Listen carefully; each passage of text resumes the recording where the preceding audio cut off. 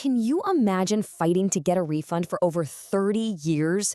No, that's not a typo. 30 years. This is the incredible story of a group of importers, a national government, and a legal war over a tax that should never have been paid in the first place. And it's a battle that would end up changing the rules for governments all across Europe. And it really all boils down to this one huge question. Can a government just keep money that it wrongly collected decades after the fact? Let's dive in and unravel this thing. Just look at this timeline. The sheer scale is staggering. The whole thing started way back in 1988.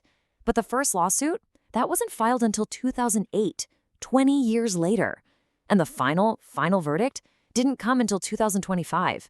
This wasn't a legal sprint. It was an absolute marathon.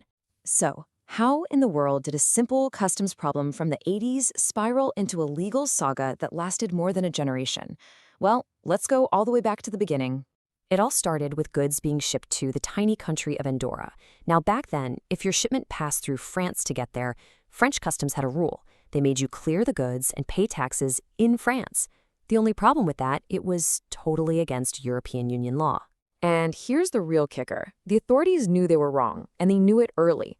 By January of 1991, the European Commission officially stepped in, told France the practice was legal, and gave them 30 days to knock it off. France actually agreed and stopped doing it. But that left one giant multi-million-dollar loose end.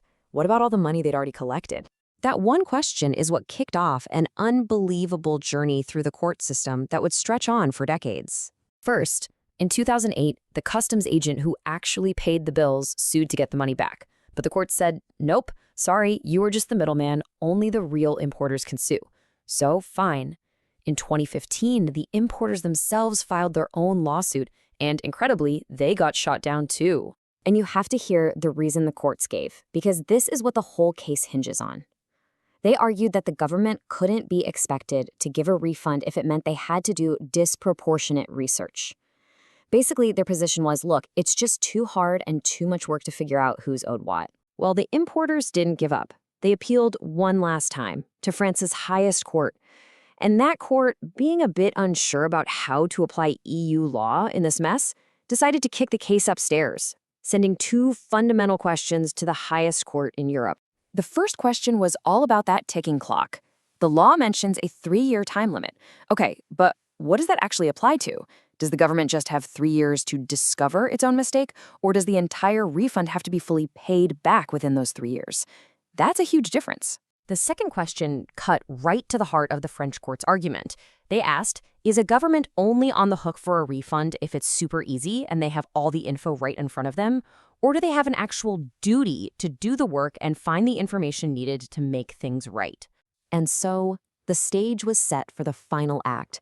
Europe's highest court was about to weigh in and provide the definitive answer to this 30-year-old problem. And the court's decision completely changed the game. You can see the two views right here.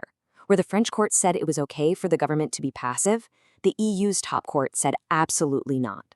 They ruled that authorities have an obligation to act. They can't just sit back and say it's too difficult. That passive attitude, they said, is just not compatible with the law. This whole thing hinges on a legal principle called acting on their own initiative. The court made it really simple. This means that as soon as an authority finds out it made a mistake, it has to start the repayment process automatically. It can't just sit there and wait for someone to show up and ask for their money back. And the court laid out some really clear principles to back this all up. That 3-year limit, that's for the government to discover the error, not to finish the repayment. The actual refund can come later. And here's the big one. Excuses like practical difficulties or it's too much work are not allowed. Authorities must take the necessary steps to find what they need.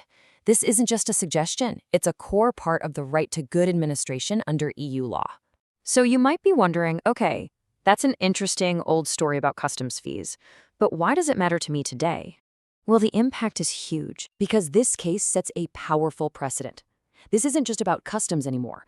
It establishes a clear, proactive duty for all government bodies across the European Union. When they make a mistake that costs you money, the law now says they are required to fix it. I think this analysis really nails it. The ruling is a crucial reminder that the rights of people and businesses are the priority. It flips the whole script. The burden is no longer on the citizen to fix the government's mistakes. The burden is on the government to act lawfully. So, the bottom line is this. This decision makes sure that people and companies have a clear path to get their money back when it's been taken from them by mistake, even if that mistake happened a very, very long time ago.